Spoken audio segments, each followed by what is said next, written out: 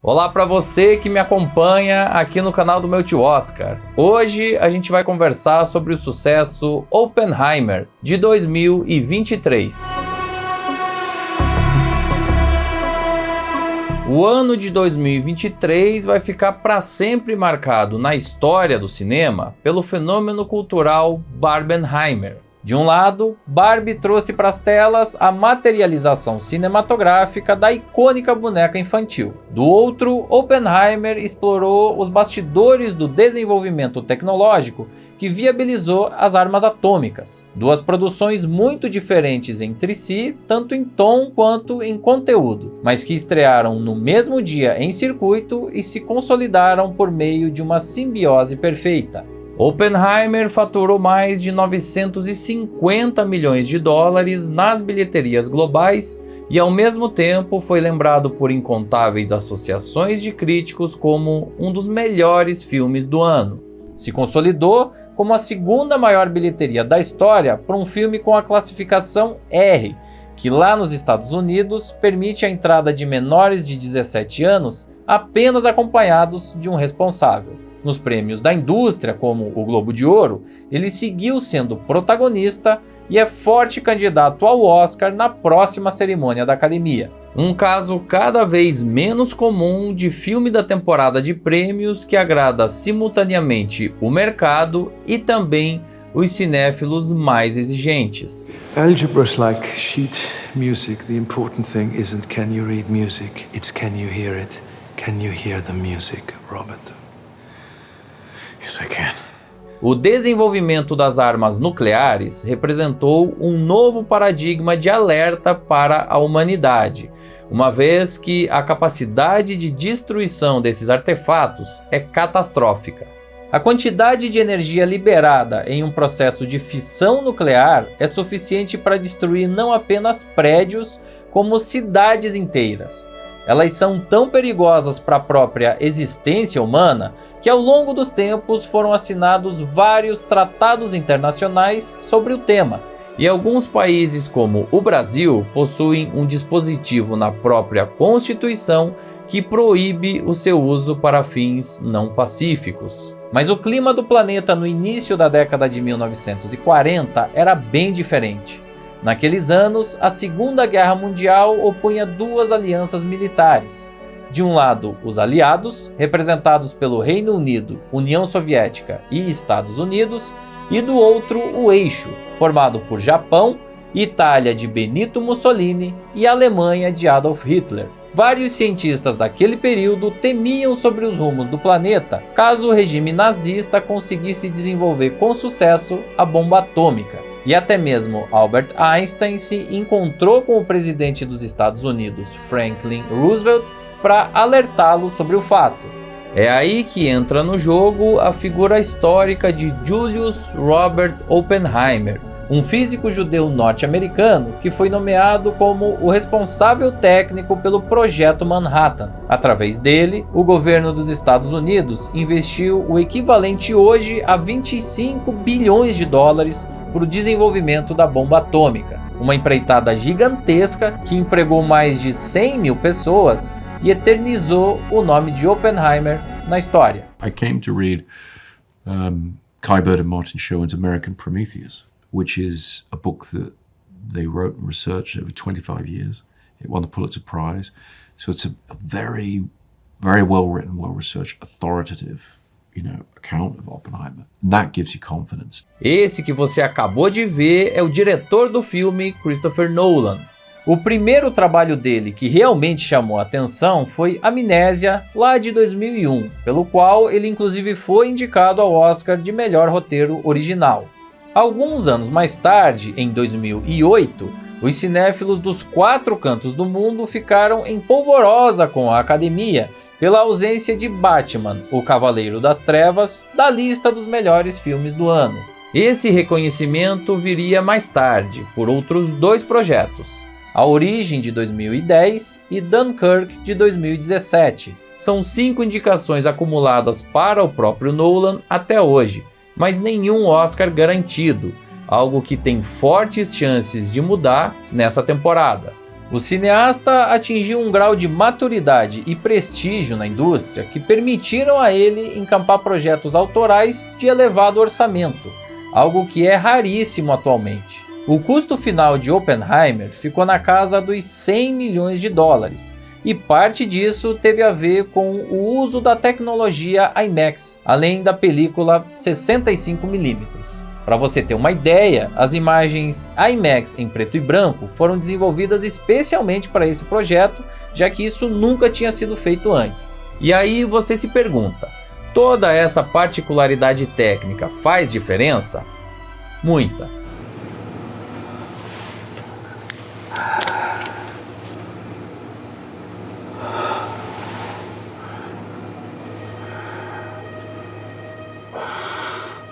Eu tive o privilégio de assistir a esse filme em uma sala IMAX e posso dizer que a experiência foi realmente diferenciada. E aqui eu nem estou falando do tamanho da tela em si, mas principalmente da profundidade de campo, da amplitude dos enquadramentos e das múltiplas possibilidades do foco. Até os planos mais fechados apresentam ao espectador uma versatilidade de elementos que ajuda a contar a história de forma sensorial. O público muitas vezes não consegue explicar o porquê, mas percebe que o filme é mais bonito, mais bem acabado, mais rico em detalhes. E muito disso tem a ver com a questão física da película, que funciona estimulando grãos fotossensíveis. Assim como os olhos humanos, eles não são controlados por algoritmos digitais.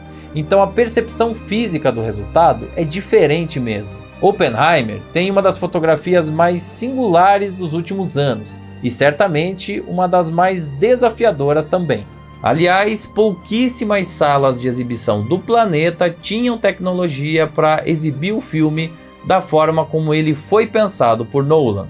Até porque não é toda sala que consegue manusear um rolo de filme com 272 quilos e 18 quilômetros de extensão em linha reta. Shooting with Chris is like a one camera show. The camera is sort of the magic box that has to, everything that happens around has to be directed and evolving towards, getting sucked into that one little box, So that one camera really becomes an epicenter on our shoots. Esse que você ouviu falando é o diretor de fotografia do filme, o suíço Hoyt van Hoytema. Mas a excelência técnica também está nos efeitos visuais, que usam o mínimo de tecnologia digital, e no trabalho excepcional do som. Isso ajuda a explicar a alta quantidade de indicações do filme nessa temporada, inclusive.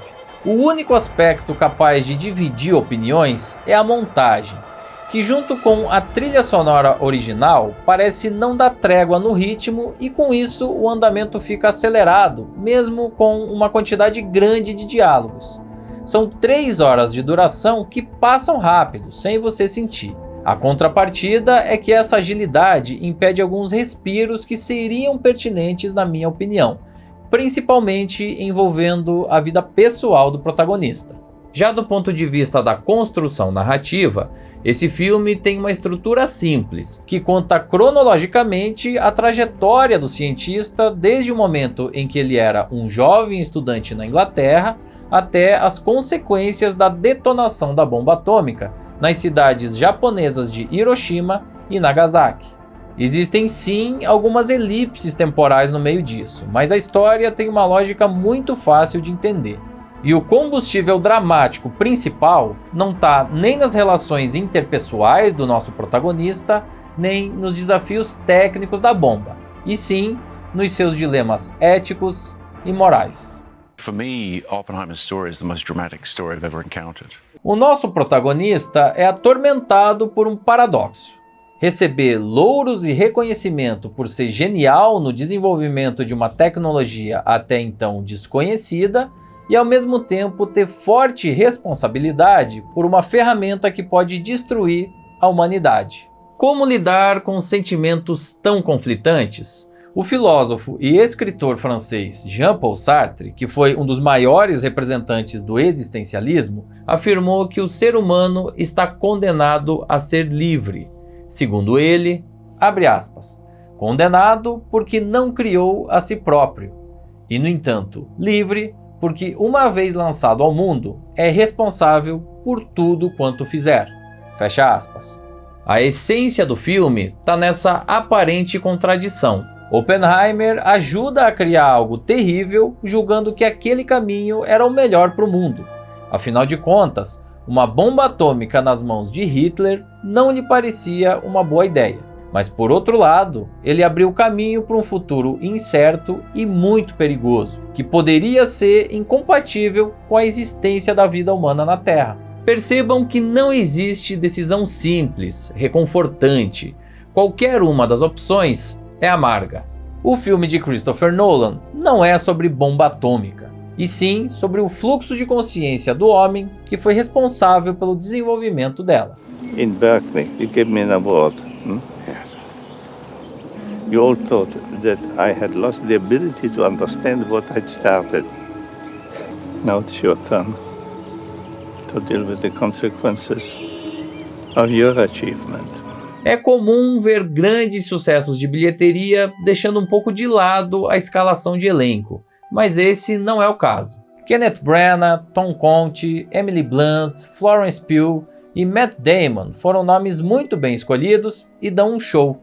Robert Downey Jr., por sua vez, é um capítulo à parte. O eterno Homem de Ferro estabelece um antagonismo com firmeza e precisão no papel de Levi Strauss, com quem Oppenheimer tem uma relação conturbada. Depois das indicações como melhor ator em 1992 por Chaplin e como melhor ator coadjuvante em 2008 por Trovão Tropical, parece que o momento de glória para o nova-iorquino está próximo. E o caminho parece bem pavimentado também para o irlandês Cillian Murphy, que concorre na categoria de melhor ator. Toda a complexidade psicológica de um personagem que precisa lidar com forças muito mais poderosas do que ele estão expressas em gestos, ações e principalmente expressões. Oppenheimer é um homem contido, introspectivo, que tem dificuldades para se soltar até mesmo nos momentos dramáticos da sua vida pessoal. Mas as perguntas que atormentam a cabeça daquele personagem estão ali, o tempo todo, na brilhante interpretação dele. Are we saying there's a chance that when we push that button, we destroy the world? Nothing in our research over 3 years supports that conclusion, except it's the most remote possibility. What do you want from theory alone? 0 would be nice. Oppenheimer é uma das mais importantes obras de 2023, pela grandeza, pelos resultados comerciais, pelo impacto social, pela relevância do tema, pela excelência de produção e pelo elenco acima da média. O filme é daqueles projetos raros que aliam a paixão popular com a respeitabilidade da crítica em uma experiência cinematográfica verdadeiramente singular. And now I am become death, the destroyer of worlds.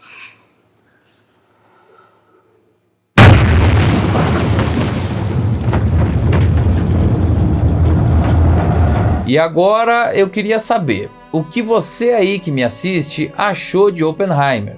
Foi mesmo um dos melhores filmes de 2023? E em relação à carreira do Christopher Nolan, é um dos melhores dele? Me responde deixando aqui nos comentários a sua opinião. Também dê like, se inscreva no canal, ative as notificações no sininho e confira o nosso programa exclusivo de membros. A gente segue analisando todos os filmes indicados ao Oscar na categoria principal. E a próxima sessão vai ser outro fenômeno de 2023, de Greta Gerwig, Barbie. E atenção, não perca a melhor cobertura do Oscar 2024 aqui no canal Meu Tio Oscar. No dia 10 de março, a partir das 18 horas pelo horário de Brasília, vai ao ar a Live das Lives, transmitida diretamente do Meu Tio Oscar Night Experience na cidade de São Paulo. Te espero aqui!